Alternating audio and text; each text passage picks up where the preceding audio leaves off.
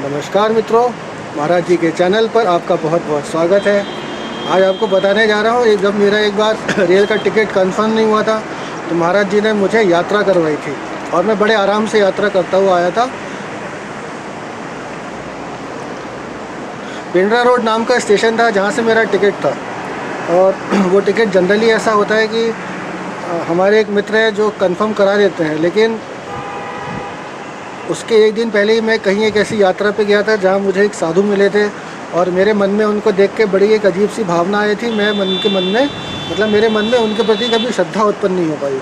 मैंने अपने ब्लॉग में लिखा हुआ वो जंगल में रहते थे, उनको 400 भाषाओं से ज़्यादा आती हैं। उनके बाजू में शेर और भालू लोगों ने बैठे देखे हैं और वो नर्मदा परिक्रमा क्षेत्र जो है अमरकंटक में, वहाँ रहते हैं। तो हम लोग गए और हम लोग ने वहाँ दर्शन करे, उनसे बातचीत करी और मैं ऐसे ही आ गया। और टिकट के लिए बहुत ज़्यादा प्रयास हो रहा था क्योंकि लंबी जर्नी थी पिंडरा रोड से नई दिल्ली की। नई दिल्ली में ही मेरा निवास है। तो हम लोग वहाँ से चले और फिर रास्ते में हमको पता चला कि टिकट कंफर्म नहीं हुआ और बड़ी समस्या हो गई। पिंडरा रोड स्टेशन अमरकंटक से थोड़ी सी दूर है। अगर आप अमरकंटक जाना चाहते हैं तो आपको पिंडरा रोड से ही जाना पड़ता है। बाई रोड वही सबसे पास होता है।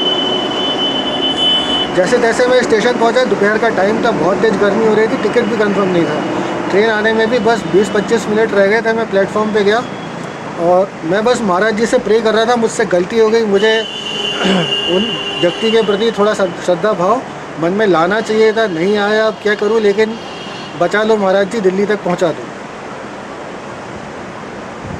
अगर किसी ने योगी कथामृत पढ़ी हो तो उसमें उनके योगानंद जी के साथ ठीक यही कहानी होती है। उनको एक साधु मिलते हैं, वो उनको नमस्कार नहीं करते, उनके मन में थोड़ा भाव अच्छा नहीं आता तो वो रास्ता भटक जाते हैं और वहाँ उनको वो गुरु मिलते हैं। वो कहते हैं कि तुमने वहाँ नमस्कार क्यों नहीं किया था। तो क्या लीलाएं चलती रहती है। हम लोग तो मूर्ख मनुष्य, हम कभी समझ नहीं सकते हमारे साथ क्या होता है क्या नहीं होता। अपने अहंकार के आगे हम देख ही नहीं पाते।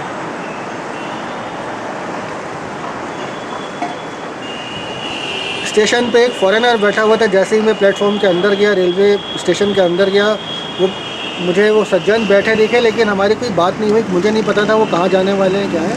मैं उस प्लेटफॉर्म पे चला गया जहाँ पे की ट्रेन आने वाली थी। देखा थोड़ी देर में वही सज्जन वहाँ पे चलते हुए आ रहे हैं। मैं बैठा था, वो मेरे पास कैसे आए होंगे और मैंने उनको देखा, उन्होंने मुझे देखा और मैंने कह दिया हेलो।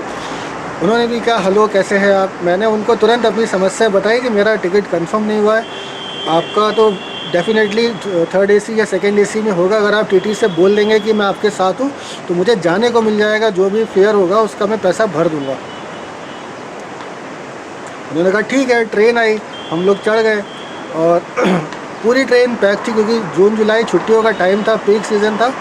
तो ट्रेन में जगह तो बिल्कुल नहीं थी, लेकिन हमें उनके साथ चल दिया। फिर TT तो बहुत देर बाद आया। फिर TT को मैंने बताया कि भाई ऐसी ऐसी बात है, आपको पता होना चाहिए। रेलवे का एक रूल होता है कि आपका अगर टिकट है, किसी का नहीं है, वो ट्रेन में आपको उतना फेयर लेके आपको बैठने की इजाज़त दे देते हैं कि जिस पैसेंजर के साथ आप जा रहे हैं आप जा सकते हैं, वो उतारते नहीं हैं।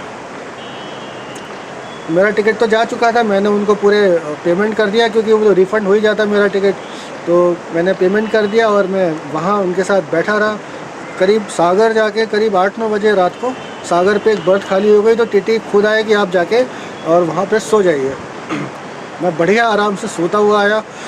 महाराज जी से प्रार्थना करने से ही सारे काम हो जाते हैं। जैसे महाराज जी कहते हैं कि राम का नाम लेने से ही सब कार्य हो जाते हैं, हम तो भैया महाराज जी का नाम लेते हैं, हमारे काम उससे हो जाते हैं।